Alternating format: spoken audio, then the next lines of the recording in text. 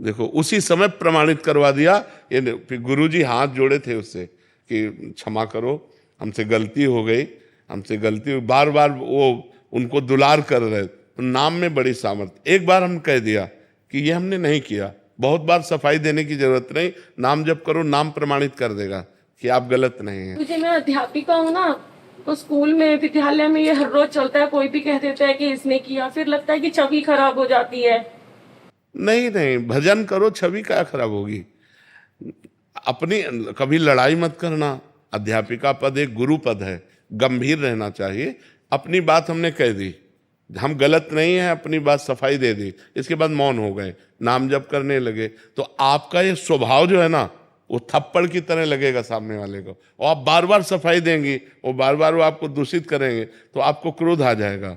फिर आपका स्वभाव, आपकी गंभीरता आपके पद से अलग हो जाएगी। आप लोगों को चाहिए कि आप लोगों का व्यवहार बहुत गंभीर और मर्यादित, सहनशील, जिससे छात्रों पर उसका प्रभाव पड़े। और ऐसी स्थिति तब आती जब उत्तर प्रत्युत्तर देते देते क्रोध आ गया, तो फिर वो क्रोध में थप्पड़ चलने लगते हैं, गालियां चलने लगती हैं। तो क्रोध तक स्थिति न पहुंचने पावे, नाम जप कीजिए। ईर्ष्या हो जाती है। ये सब उसी के क्रम है, उसी के क्रम। नाम जप करोगे तो काम, क्रोध, लोभ, मोह, मद, मत्सर, ये 6 दोष हैं। ईर्ष्या को ही मत्सर कहते हैं। मत्सर माने मेरे से आगे निकला जाता है, उसी को ईर्ष्या कहते हैं। नाम जप करो, भगवान की कृपा से इस निर्दोष हुआ जा सकता है। हार्दिक चोपड़ा जी। राधे राधे महाराज जी। महाराज जी, कैसे कामनाएं और वासनाएं जो होती हैं उसका त्याग हो? नाम जप से। जितना नाम जप बढ़ेगा, बुद्धि पवित्र होगी, उतने निष्कामता आएगी। अगर हम नाम जप नहीं करेंगे, शास्त्र स्वाध्याय नहीं करेंगे, पवित्र भोजन नहीं करेंगे, तो मलिन मन में कामनाएं ही उत्पन्न होती रहती। निर्मल मन में कोई कामना नहीं होती। निर्मल मन केवल भगवत प्राप्ति की चाह करता है। निर्मल मन जन सो मोहि पावा, मोहि कपट छल छिद्र न भावा। और मलिन मन में वासनाएं, कामनाएं ये सब आती है। कामना, वासना ये बहुत अंदर से पीड़ा प्रदान करते हैं। ये भोग मिल जाए, ये धन मिल जाए, ये मान प्रतिष्ठा मिल इसी संसार की चाह करती हैं। तो हमें चाहिए खूब नाम जप करना चाहिए और शास्त्रों का स्वाध्याय करना चाहिए, जिससे हमारी बुद्धि पवित्र हो और वो निष्काम हो जाए। महाराज जी, मैं मंत्र दीक्षित हूँ, उसमें आप क्या कहेंगे? जो पवित्र अवस्था में हमारे वस्त्र पवित्र हैं, हम स्नान आदि किए, तो हम मंत्र जप करें। और जब हम पवित्र अपने को समझ रहे हैं शरीर आदि के द्वारा, तो फिर हम नाम जप करें। पवित्रता में गुरु मंत्र जपा जाता है और अपवित्र अवस्था में नाम जपा जाता है। दोनों बराबर ही हैं। तो जब पवित्रता हो तो गुरु मंत्र जपें, और जब शरीर अपवित्र का अनुभव करा रहा है, जैसे अब मुँह जूठा है, लघु शंका करके आए हैं, आचमन नहीं किए, शौच करके आए, कपड़ा नहीं धुले, तो फिर हमें नाम जप करना चाहिए। उस समय गुरु मंत्र जप नहीं करना चाहिए। ईशिका जी कानपुर से। श्री राधा वल्लभ श्री हरिवंश महाराज जी। महाराज जी, हमने आपके सत्संग में सुना है कि जब कोई उपासक भगवत प्राप्त कर लेता है तो उसकी 21 पीढ़ियां तर जाती हैं। महाराज जी, अगर उसकी पीढ़ी में ही कोई फिर वर्तमान में या आगे पापाचरण करे तो उसको भी क्या गति प्राप्त होगी? हो जाएगी। सो तो सरकारी है ना, सरकारी है। जब पास तो पास हो गया, फिर क्या। अगर कोई गलत भी हुआ तो भी निकल जाएगा। वो भगवत प्रसाद से उस महाभागवत के घर में जन्म लिया, इसलिए पापी होने पर भी भगवत प्राप्त हो जाएगा। स्त्री साधक की मायके वाली होती है या ससुराल वाली पीढ़ी? अगर कोई स्त्री साधक भगवत प्राप्त कर लेती है तो 2 पीढ़ियां होती हैं। एक होती जैसे मायके की मातृपक्ष की, और एक होते पितृ पक्ष की। दोनों में कल्याण होगा, क्योंकि वो जिस घर से आई है तो माता पिता तो उसके हुए ना वो, और जिस घर में गई है उस परिवार में भी प्रकाश करेगी। इसीलिए स्त्री बहुत जोरदार पक्ष होता है कि वो दोनों वंश को उजागर करती है। पुत्र जो है अपने केवल पिता के वंश को उजागर करता है, और जो स्त्री जो है वो अपने माता पिता के वंश को और अपने पति के वंश को, दोनों को उजागर करने वाली होती है। इसलिए माताओं बहनों का सबसे ज्यादा समाज में हमारा महान पद है, क्योंकि वो जननी भी हैं और वो पूरे ग्रह की लक्ष्मी भी हैं। बहुत बढ़िया घर बना हो, खूब रुपया पैसा हो, और 10-20 आदमी घर में हो, और एक स्त्री ना हो, तो शैतान का सा घर लगेगा। नहीं लगेगा कि यार मतलब सब सुना, और एक स्त्री केवल हो और भले गरीब हो, तो तो देखो लीप पोत के घर को सजा करके एक मंदिर सा बना देते। माता महीने को बड़ा भारी पवित्र अस्तित्व है, आज वो अस्तित्व खत्म होने जा रहा है। ये जो व्यभिचार चल गया है ये बहुत हानिकारक हो गया, ये बहुत हानिकारक हो गया। नहीं वो पढ़े लिखे हैं कि नहीं है, रूपवान है कि नहीं है, पति कैसा है, एक बार ब्याह हुआ पूरे जीवन उसी घर में समर्पित होकर के पूरे घर को सजाकर वंशावली बढ़ाकर ऐसे चला जा। जयेश जी गुजरात से। राधे राधे। राधे राधे महाराज जी। महाराज जी आपकी कृपा से नाम जप करने की कोशिश कर रहा हूँ। मेरा प्रश्न है कि नाम जप करते हुए हर एक घंटे में 3-4 बार ये बोलें कि मैं जड़ शरीर नहीं हूँ, मैं सच्चिदानंद घन स्वरूप हूँ, मैं कर्ता भोक्ता नहीं हूँ, मैं मात्र दृष्टा हूँ। बोलने की जरूरत शरीर नहीं, नहीं हूँ, ऐसा ये बोलने से नहीं आएगा, बोलने से नहीं। ये स्थिति आती है जब तक अज्ञान का नाश नहीं होगा, अविद्या का नाश नहीं होगा, तो हम कहते रहेंगे यही, लेकिन हम बने शरीर ही रहेंगे। शरीराभिमान पुष्ट होता रहेगा। ये कहने से नहीं जाता, ये ज्ञान होने से जाता है। तो जितना नाम जप करेंगे, शास्त्र स्वाध्याय करेंगे, पवित्र भोजन करेंगे और पवित्र आचरण करेंगे। अगर आचरण गलत है, भोजन गलत है, तो फिर नहीं। आचरण पवित्र होने चाहिए, भोजन पवित्र होना चाहिए, नाम जप होना चाहिए, परोपकार होना चाहिए। तो धीरे धीरे देहाभिमान गलित होता है। जब देहाभिमान गलित होता है तब यह अनुभव होता है कि मैं शरीर नहीं हूँ, मैं भगवान का दिव्य अंश हूँ, भगवत स्वरूप हूँ। ये अनुभव का विषय होता है। ये न प्रवचन का विषय होता है, न बोलने का विषय होता है। ये अनुभव गम में भजें जे संता, ये अनुभव का विषय होता है। तो खूब नाम जप करो, धीरे धीरे ऐसा अनुभव हो जाएगा। जब दुख मिले तो उस समय प्रयोग करो, जब भोग रहे हो उस समय प्रयोग करो कि मैं शरीर नहीं हूँ, मैं इंद्रियां नहीं हूँ, ये मायाकृत हैं और मैं चिदानंद हूँ, मैं भगवत स्वरूप हूँ ना। उस समय ये विचार का विषय है, कहने का विषय नहीं, विचार का विषय है। जब हमारा अपमान हो रहा हो तब हम विचार के द्वारा दुखी ना हो, जब हमारा सम्मान हो रहा हो तो हम विचार के द्वारा सुखी ना हो। दुखी और सुखी होना ये मायाकृत है और आनंद और प्रसन्न होना ये भागवतिक है। तो इसलिए हम भगवान के चिंतन में आनंदित रहें, मायाकृत सुख दुख में न फिसलें। रवि कुमार जी गोरखपुर से। राधे राधे महाराज जी। महाराज जी क्या हम किसी नित्य लीला प्रविष्ट अप्रकट संत को अपना गुरु मान सकते हैं? क्या उनकी बताई साधना से भगवत प्राप्ति हो सकती है? लेकिन हम चल नहीं पाएंगे ना। हमको प्रकट में शासन की भी आवश्यकता है और दुलार की आवश्यकता है। अब वो तो भगवान में लीन हो गए, अब हमारा शासन कौन करेगा, हमें दुलार कौन करेगा? हमें प्रकट में माँ की तरह गुरुदेव चाहिए, जिनके चरणों में बैठकर हम अपनी कमियों का निवेदन कर सकें, उनसे बचने का उपाय प्राप्त कर सकें, और जिनसे हमें भय हो कि अगर हमें गलती हो गई तो गुरुदेव सभा में डांटेंगे, गुरुदेव हमको दंड देंगे, गुरुदेव हमसे बेरुखी कर लेंगे। हमको ऐसा जीवन बनाना है कि मेरे गुरुदेव प्रसन्न रहें और उनके चरणों में जाके बैठ पावे। नहीं तो भगवान को किसी ज्ञान की आवश्यकता है क्या?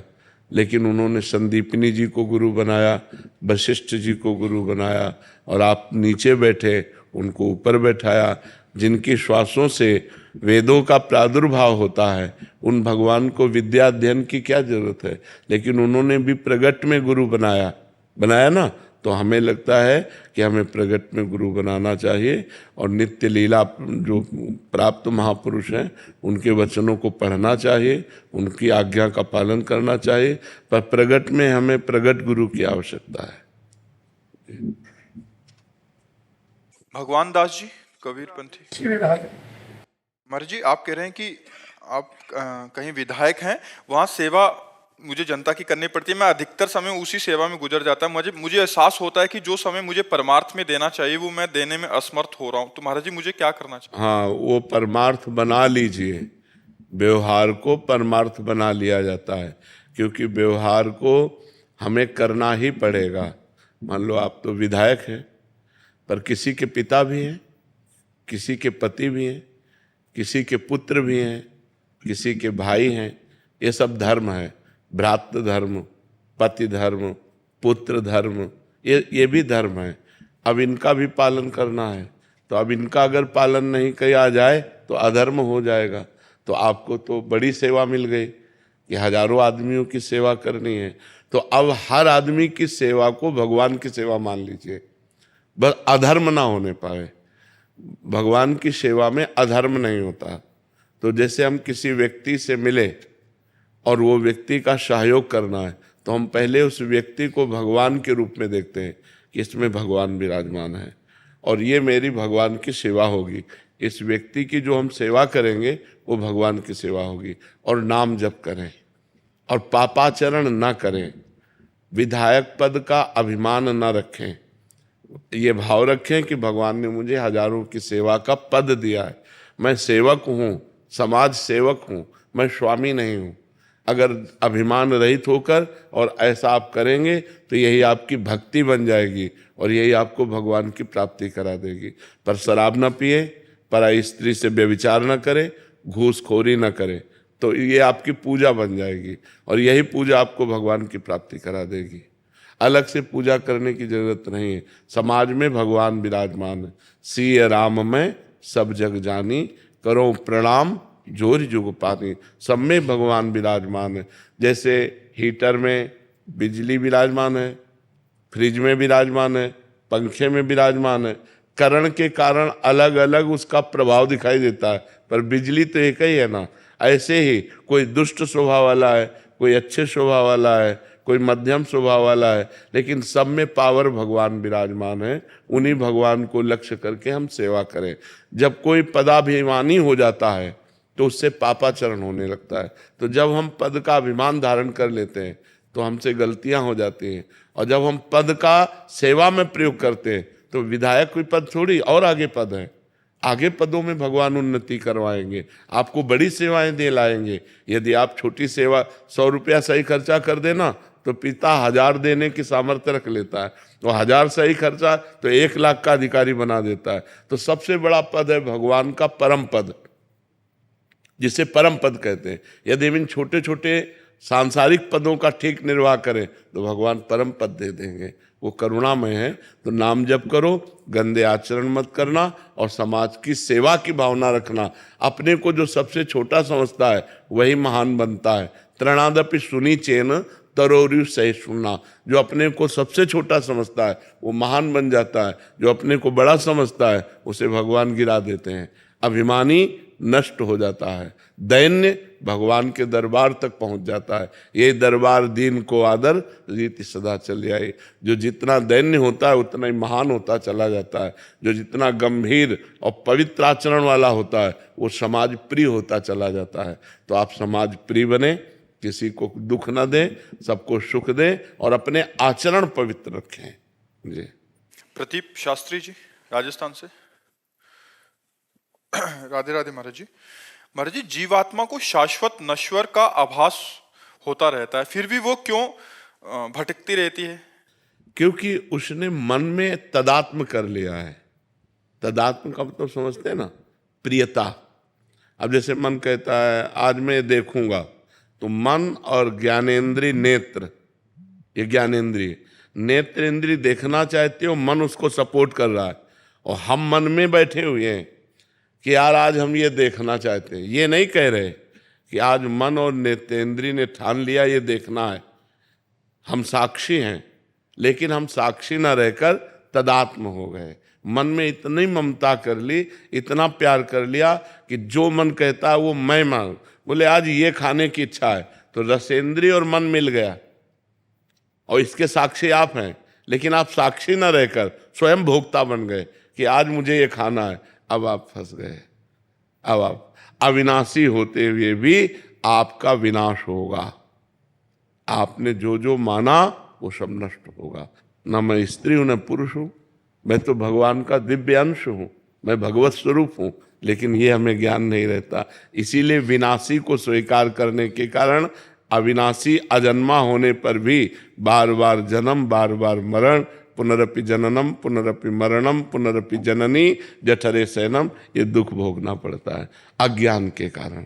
यदि हम भगवान का भजन करें, शास्त्रों का स्वाध्याय करें, पवित्र आचरण रखें तो हमारे अंदर ज्ञान प्रकट होगा, तो फिर हम विनाश से बच सकते हैं।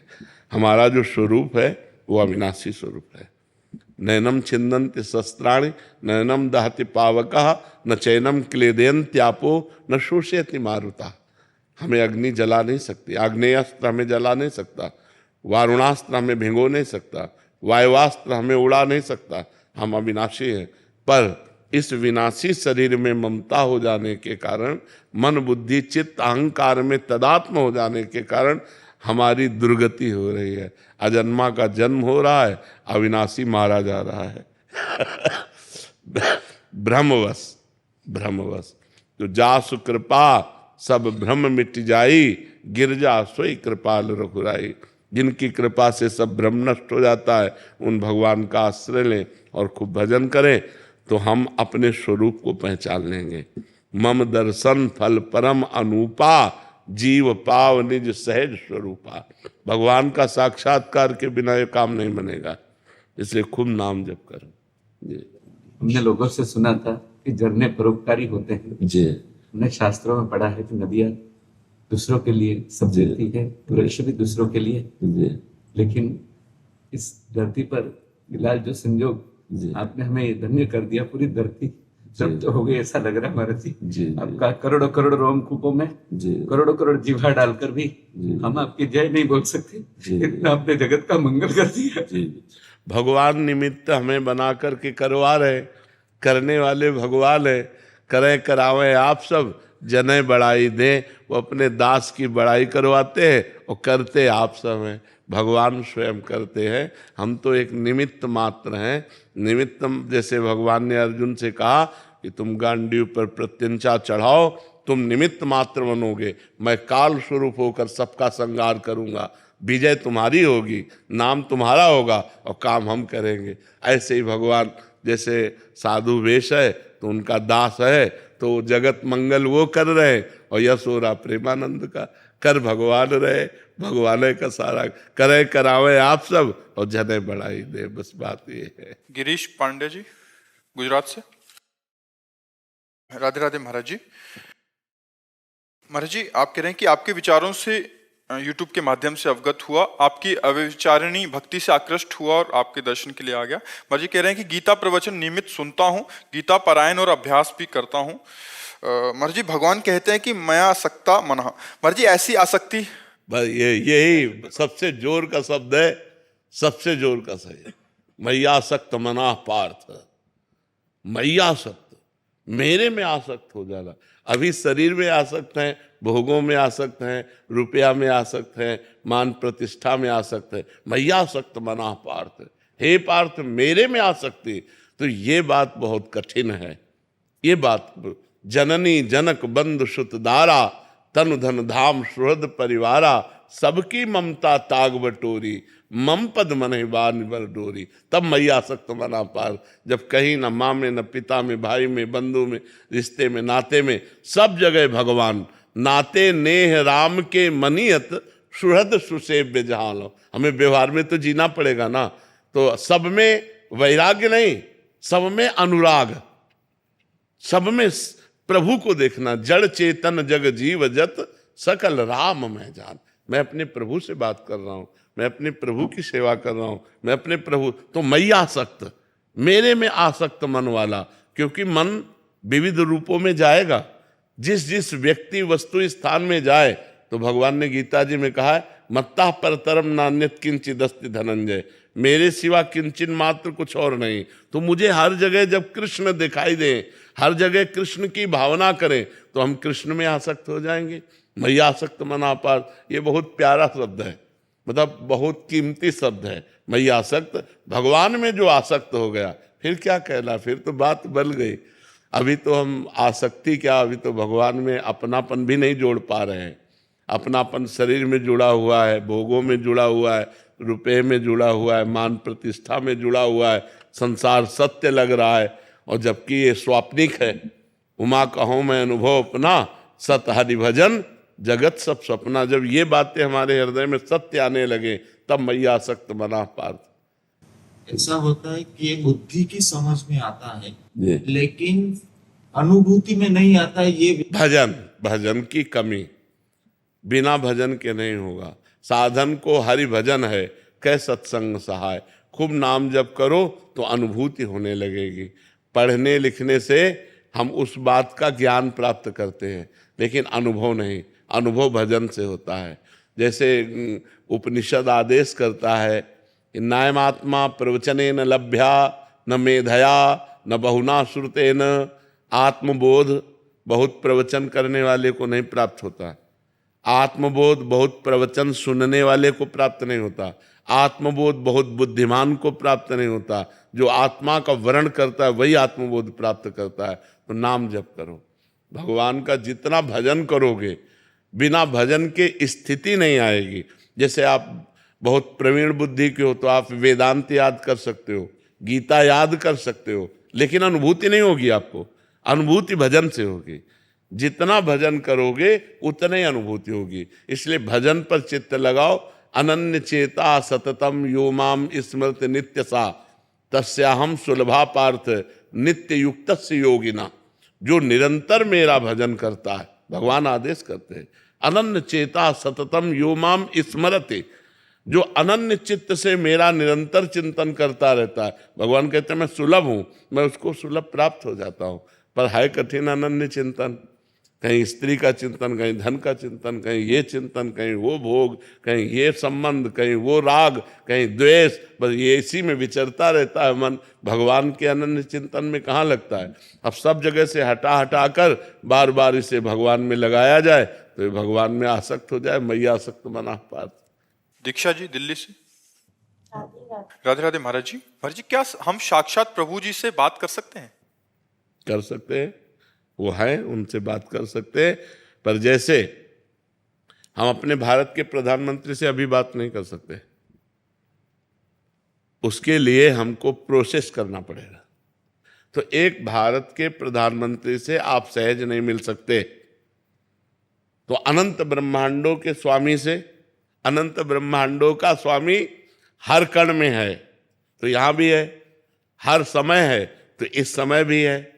सब रूपों में है, वो सब रूपों में है। बस हमको ये बात जान करके उनका जब भजन करेंगे और जितना हम तन्मय होते जाएंगे, मेरे प्रभु मेरे प्रभु मेरे कृष्ण मेरे तो गिरधर गोपाल दूसरो न कोई, तो बातचीत हो जाएगी। अभी दूसरा बहुत कुछ है, इसलिए बातचीत नहीं हो पाएगी। और उनको किसी प्रोसेस की जरूरत नहीं। आंसुओं की धार चलने लगे, रुदु सुस्वरम राजन कृष्ण दर्शन लालसा, तो तासा माविर भूत छौरी इसमें मान मुखाम्बुजा पीताम्बर धरा सृग्वी साक्षात मनमथ मनमथा। करोड़ करोड़ कामों को मोहित करने वाले श्री कृष्ण गोपियों के बीच में प्रकट हो गए। कब? जब रुदु सुस्वरम राजन, भगवान के लिए रोना आ गया। चिल्ला चिल्ला के रोने लगी, अब जिया नहीं जा रहा, हे कृष्ण आपके बिन। तो आगे बातचीत कर सकते हैं आप, उनसे हंस खेल सकते हैं, पर वो योग्यता बनानी पड़ेगी। हमको सारे संबंध छोड़ने पड़ेंगे, दूसरों न कोई। और ये बहुत कठिन है, ये बहुत कठिन है। ये कह देना सरल है, मेरे तो गिरधर गोपाल, लेकिन ये कह देना बहुत कठिन है कि दूसरों न कोई। ये बात आ जाए ना, दूसरों न कोई, तो बातचीत कर सकते हैं। उनका फोन नंबर है रोना। कबीरा हंसना छोड़ दे, रोने से कर प्रीति, बिन रोए किन पाइया प्रेम प्यारा मीत। जब हृदय विकल हो जाता है प्रभु के लिए, तो हृदय में ही है, वो प्रकट हो जाते हैं। और जब तक कहीं हम संतोष कर रहे हैं, मतलब किसी भोग में, किसी वस्तु व्यक्ति स्थान में, वो अंतर्यामी, वो सब जान। जब उनको लगा मेरे सिवा इसका कोई नहीं, अब मेरे बिना ये जी नहीं सकता, तो बस भगवान मिल जाते हैं। यही कह जाते हैं ना कि कलयुग में साक्षात भगवान नहीं दिख नहीं। कैसे? किसने कहा? कहीं पढ़ा। साक्षात भगवान कितने हजारों को दर्शन दिए। हम लोग बिना भगवान के जी रहे हैं क्या? है? बोलते किसी रूप में आ जाएंगे, पर साक्षात ही क्यों? साक्षात उनको शर्म लगती है क्या आने में? क्यों नहीं आएंगे साक्षात?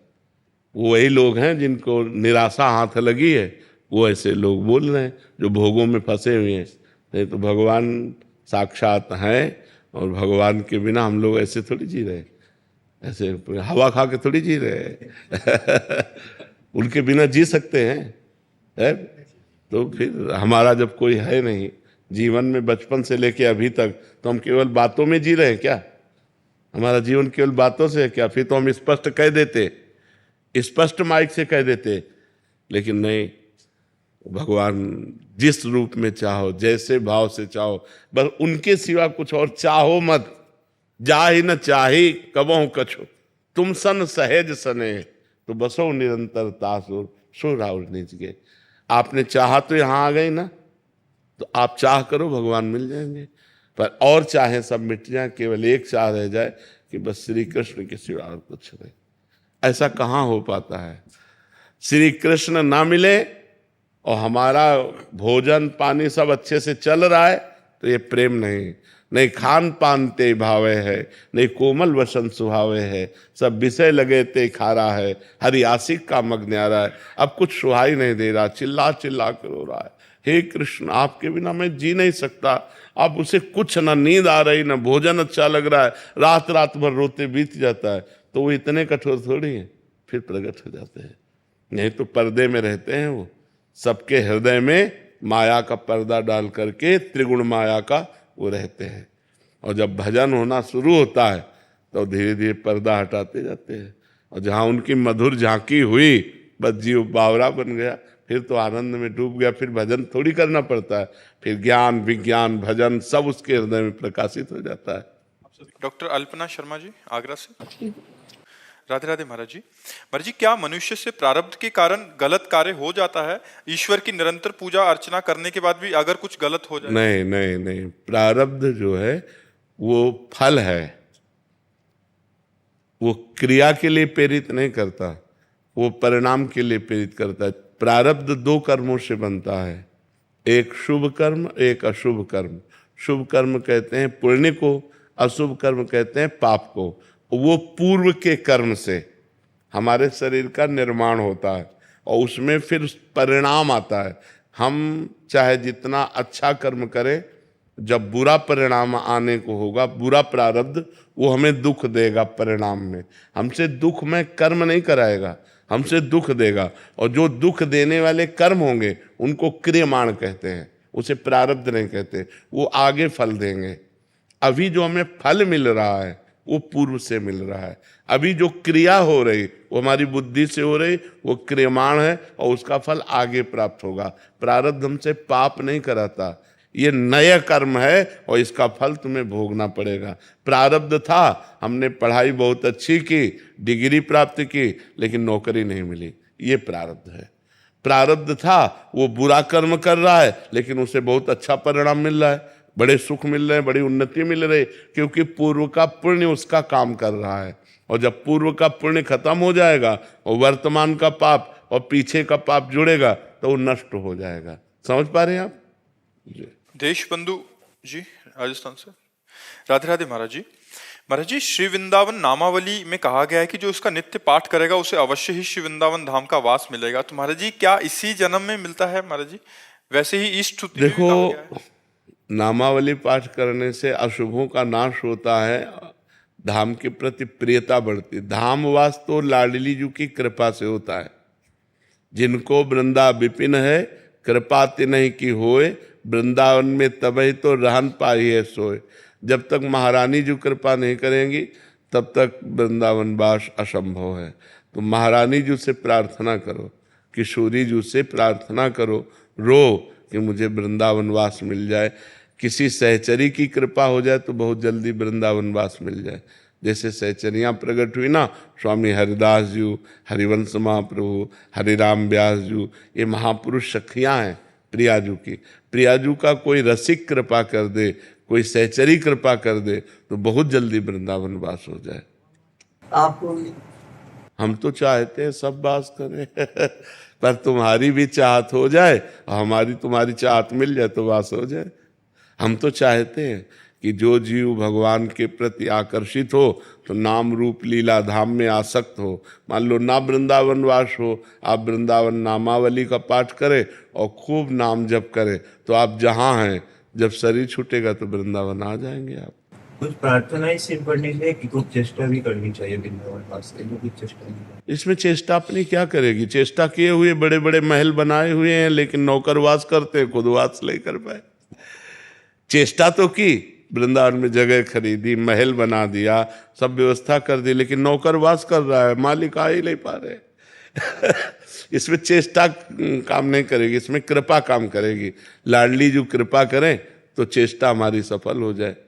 लाडली जो की कृपा से रोना पड़ता है, रोना पड़ता है, तड़पना पड़ता है, वृंदावन के लिए कृपा मांगनी पड़ती है, और या गुरु कृपा हो जाए तो सहज में हो जाए। लेकिन अपने लोगों को रोना पड़ा है कि लाडली जो कृपा करो, वृंदावन वास दे दो। बहुत रोना पड़ा है। जिनको वृंदा विपिन है, कृपा तिनहि की होए, वृंदावन में तवे तो रहन पाइए सोए। जिनका वृंदावन है वो कृपा करे तो वृंदावन वास हो जाए, नहीं तो अपना प्रयास काम नहीं करता, यहाँ कृपा काम करती है। प्रथम यथामति प्रणवों श्री वृंदावन अति रम्य, श्री राधिका कृपा बिनु सबके मनन अगम्य। महारानी जी की कृपा के बिना या मन से भी नहीं सोच सकते कि कैसा होगा वृंदावन। अगर मन में भी आ रहा वृंदावन तो श्री जी की कृपा है, जबान में आ रहा वृंदावन वृंदावन तो श्री जी की कृपा है, अगर वृंदावन वास हो गया तो श्री जी की कृपा है जी। हर्ष और चिराग जी नागपुर से। राधे राधे। राधे राधे महाराज जी। महाराज जी, आप कह रहे हैं कि आप दोनों भाई शतरंज खेल खेलते हैं, उसमें पहले आपके आदेश हुआ था कि जो भी धनराशि जीते हैं उसे गौ माता का हरा चारा खिला दें। महाराज जी, आप कोई भी प्रतियोगिता हम या स्कूल में कोई भी परीक्षा, उससे प्रारंभ में हम पूरा अपने पूज्य गुरुदेव को स्मरण करते हैं, राधा रानी के 28 नामों का जप करते हैं और कृष्णाय वासुदेव मंत्र के साथ ही अपना कार्य आरंभ करते हैं। गुरुदेव आपकी कृपा और राधा रानी की आशीर्वाद से 3 महीनों में हमने बहुत सारी शतरंज जो भी खेली, उसमें 45,000 की धनराशि अर्जित किया है। आपसे विनती है कि हमें मार्गदर्शन करें कि अब इस धनराशि को कहाँ लगाएं। अभी अपने पास ही रखे रहो, ठीक है? अभी अपने पास रखे रहो, फिर हम समय से बताएंगे। अभी और एकत्रित करो, फिर अब की बार ठाकुर जी का फूल बंगला बनवाना, ठीक है? थोड़ा और पैसा एकत्रित हो जाए तो जैसे राधा वल्लभ जी का है या बिहारी जी का फूल बंगला बनवाना, तो तुम्हारे खेल से उनका फूल बंगला बन जाएगा, उसमें बैठे रहेंगे तो अच्छा रहेगा, ठीक है? भोग लगवाना और ठाकुर जी का फूल बंगला, थोड़ा और पैसा हो जाए, मतलब इससे डबल हो जाए तो थोड़ा फूल बंगला बढ़िया बन जाएगा, ठीक है? बहुत अच्छे बच्चे हो, ऐसे ही उन्नति करो, खूब नाम जप करो और खूब अच्छी उन्नति करो। जो अपनी लौकिक उन्नति को भगवान के चरणों में समर्पित करता है वो महापुरुष हो जाता है। हाँ, अभी बच्चे हो, देखो इतना धनराशि एकत्रित किया ना खेल करके, और खेल करके जब इतने डबल हो जाए तब फूल बंगला बनवा देना, ठीक है? हाँ, आपकी ठाकुर जी की सेवा कर, गौ सेवा हो गई, अब गोविंद की सेवा कर देना। महाराज जी, मैं इनकी माता हूँ, तो सर इतना कुछ है कि आज की युवा पीढ़ी जिससे गलत आचरणों में बढ़ रही है, मैं चाहती हूँ कि इनकी कोई भी तरीके से वो जो धनराशि है उससे इनकी आध्यात्मिक प्रगति हो। हाँ, और ये सही मार्ग पे चले आगे। ये अपने आप चलेंगे, अपने आप चलेंगे। जिनका मन और जिनका धन अगर भगवान से जुड़ गया, कहीं एक हिस्से में भी जुड़ जाए तो उसका पतन नहीं होता। भगवान ऐसे रक्षा करते हैं, करो सदा तिनके रखवारी, जिम बालक राखे महतारी। ये जो आज की युवा पीढ़ी भ्रष्ट हो रही है, अध्यात्म से नहीं जुड़ी, भगवान से नहीं जुड़ी, शास्त्र स्वाध्याय नहीं करते, संतों की बातें नहीं सुनते, नहीं मानते, तो अब girlfriend, boyfriend, live in relation, व्यसन, व्यभिचार गिरते चले जा रहे हैं। तो बिना अध्यात्म के बुद्धि पवित्र नहीं होती, और आज का नवयुवक अध्यात्म से जुड़ना कम चाहता है। जुड़ रहे हैं पर कम जुड़ना चाहते हैं, क्योंकि व्यभिचार में संयम लगाएगा अध्यात्म, व्यसन में संयम लगा देगा अध्यात्म, और व्यसन व्यभिचार छोड़ना नहीं चाहते। तो बिना गंदे आचरण छोड़े कोई पवित्र कैसे हो सकता है? हमारी समाज कैसे सुखी हो सकती है जब तक गंदे आचरणों का त्याग नहीं करेगी? संयम में जब तक ब्याह न हो तब तक ब्रह्मचर्य से रहो। मित्रता करना पाप नहीं है, आप मित्रता कर लो और बाद में ब्याह करो और फिर गृहस्थी में जाओ, कोई परेशानी नहीं होगी। जैसे 4 होटलों का भोजन खाने वाला एक रसोई का भोजन बराबर नहीं खा सकता, क्योंकि उसकी जबान चंचल हो गई। ऐसे ही रसेंद्री जनेंद्री सब इंद्रियां हैं।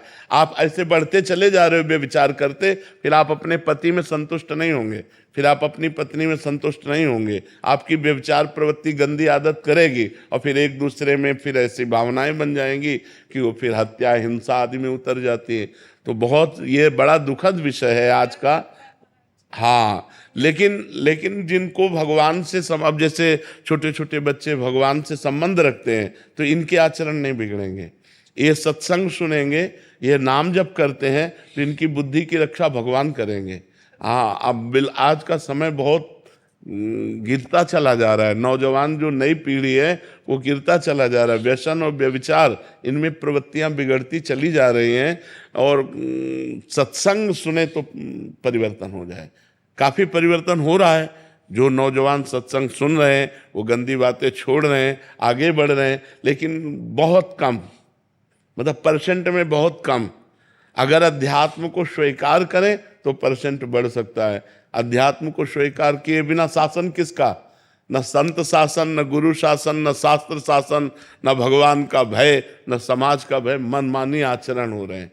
तो ये बुद्धि जो भ्रष्ट हो जाती है वो बिना भजन के, बिना भगवान के, बिना शास्त्र के ये बुद्धि पवित्र कैसे होगी? माया के द्वारा तो बुद्धि मलिन होती है, भगवान के द्वारा ही तो बुद्धि पवित्र होती है। जब होए बुद्धि जो परम शयानी, अगर बुद्धि प्रवीण हुई तो बचा ले जाती है, अगर प्रवीण ना हुई तो फंसा दिया, पूरा चौपट हो गई, जिंदगी बर्बाद हो गई। बच्चे ही हैं, चाहे बच्ची हो चाहे बच्चा हो, बच्चे ही हैं, बुद्धि भ्रष्ट हो गई, खत्म खेल। तो ये बुद्धि भ्रष्ट ना हो इसके लिए हमें अध्यात्म चाहिए। बिना अध्यात्म के हमारी बुद्धि पवित्र नहीं हो सकती। प्रदीप जी जम्मू से। राधे राधे गुरुदेव। गुरुदेव भगवान, जब भी कभी मंदिरों में उत्सव होता है तो ज्यादातर बर्तन टेंट हाउस से आते हैं। उन बर्तनों में नॉन वेज भी बना होता है और वहीं बर्तनों में प्रसाद बन के भोग लगता है। ऐसे में प्रसाद अगर वैसे मतलब हम वृंदावन की बात कर रहे हैं, बाहर की तो बात हमें ज्यादा ज्ञान है नहीं। यहाँ सब पर्सनल होता है। जैसे राधा वल्लभ जी तो पर्सनल, चाहे लाखों लोगों का भोजन हो, पर्सनल वहाँ सब। वहाँ रसोई में किसी का पात्र भी प्रवेश नहीं करेगा। बिहारी जी पर्सनल, राधा रमण जी पर्सनल। हाँ, जनरल गांव गली की बात हम नहीं कहते। बाहर जो जैसे ये धाम या पुरियों से बाहर का जैसे माहौल है, अभी जम्मू में रह रहे हैं तो वहां तो टेंट हाउस से बर्तन आते हैं तो उसमें नॉन वेज भी बना होता है। नहीं। तो ऐसे में कोई प्रसाद दे नहीं पाना चाहिए, नहीं पाना चाहिए। वो प्रसाद हुआ ही नहीं। अभक्ष्य भोजन का कहीं भगवान को भोग लगता है? नहीं। ऐसे अपवित्र पात्रों में बना हुआ भोजन अभक्ष्य होता है। अभक्ष्य भोजन राक्षसी बुद्धि पैदा करता है, आसुरी बुद्धि पैदा करता है। इसीलिए नहीं, ये बिल्कुल नहीं। जिन बर्तनों में प्याज लहसुन बना होता है पहले और बाद में हमने उसको छोड़ दिया तो वो पात्र भी नहीं। प्याज लहसुन इतना निषेध नहीं है कि जिन पात्रों में प्याज लहसुन बना उन पात्रों का मार्जन करके यदि आपको भोजन बना के दिया जाए, उतना निषेध नहीं। मांस वाले में निषेध है। प्याज लहसुन कोई बुरी चीज नहीं है। आप हमारी बात समझो। जैसे आलू पैदा होता है वैसे प्याज लहसुन पैदा होता है। उसका परिणाम जो है, प्याज लहसुन परिणाम में हमारे अंदर तमोगुण पैदा करता है, बस इतनी बात है। और प्याज लहसुन ऐसा नहीं कि मांस जैसा निषेध हो। मांस में दूसरे के शरीर का छेदन भेदन होकर के वो मांस बनता है। लेकिन प्याज लहसुन तो जैसे आलू है, गाजर है, मूली है, नीचे फल की तरह प्रकट हुआ है, बस वो तमोगुण प्रकट करता, बस और कोई बात नहीं। ऐसा नहीं कि पाप लगेगा, ऐसा नहीं। प्याज लहसुन तमोगुण प्रकट करता है, इसलिए भजन करने वाले को तमोगुण से रहित होकर सतोगुण तक पहुंचना है तो उसको निषेध किया गया है कि प्याज लहसुन मत पाना, ये तमोगुण पैदा करता है, तमोगुण उत्पन्न करता है। क्रोध है, निद्रा है, आलस्य है, प्रमाद है, बुरा चिंतन है, ये इसको बढ़ावा देगा, इसलिए इसको रोका गया है। नहीं, ये ऐसा नहीं है कि मतलब इतना निषिद्ध है जैसे मांस निषिद्ध है, ऐसा नहीं। मांस तो जिस पात्र में बना हुआ, उस पात्र में बना हुआ भोजन कदापि नहीं खाना चाहिए। लेकिन जैसे प्याज लहसुन मतलब और वो पात्र मार्जन करके हमें रोटी डाल दे तो पा लेना चाहिए, उसमें कोई नहीं। भगवान को भोग लगा सकते हैं। भगवान की जब भोग लगाने की बात आएगी तब उसे हटा देंगे। हम ये जनरल बोल रहे हैं। जैसे जनरल में लोग हैं ना, जनरल बोल, लेकिन जब भगवान की सेवा की बात आएगी तो हम उन पात्रों का प्रयोग ही क्यों करेंगे? हम तो पवित्र पात्रों का प्रयोग करके भगवान को भोग लगा के पाएंगे, भगवान का भोग नहीं लगा सकते। लेकिन ऐसे जैसे जनरल में मान लो होटल में है या ऐसे है तो ऐसे पा सकते हैं। जिन होटलों में मांस या जिन रिश्तेदारों के यहाँ मांस बनता है उन पात्रों में हम भोजन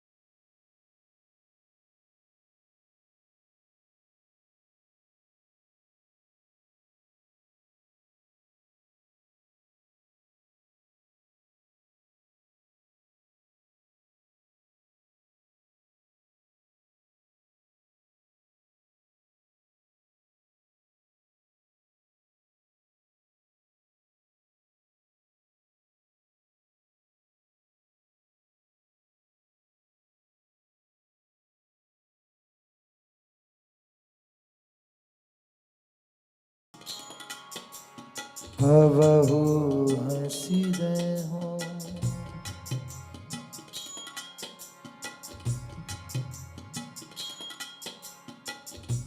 तुम मोही मिलो मिलो ना कृपा निधि, मोको ढूंढत तो भटके हो।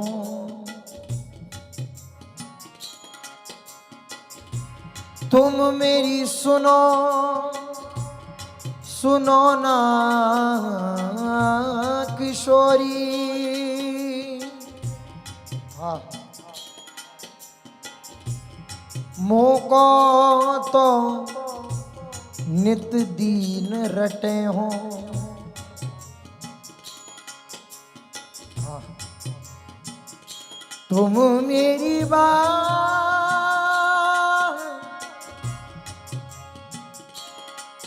मेरी बात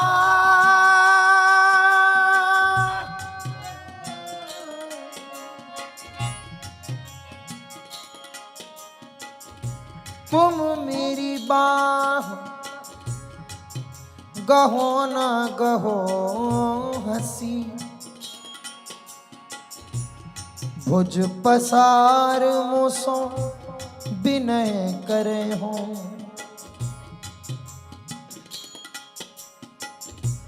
तुम मेरे दृग पहुँचो मत पहुँचो। पैमो सो नित दृग नीर ढरे हो।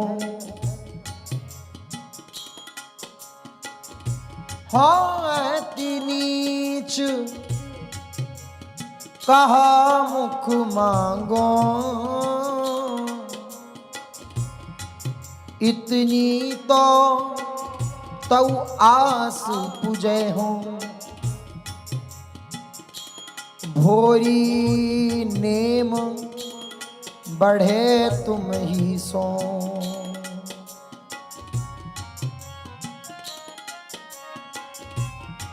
भोरी नेम बढ़े तुम ही सो। सब जग सो संबंध छुड़े हो। इतना तो कबहू हंस दे हो।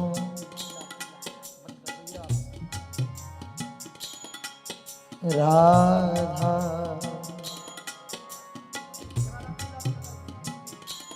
राधा राधा राधा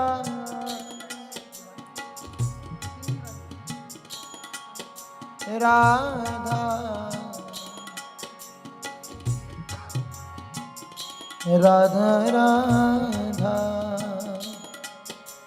ओ राधा राधा राधा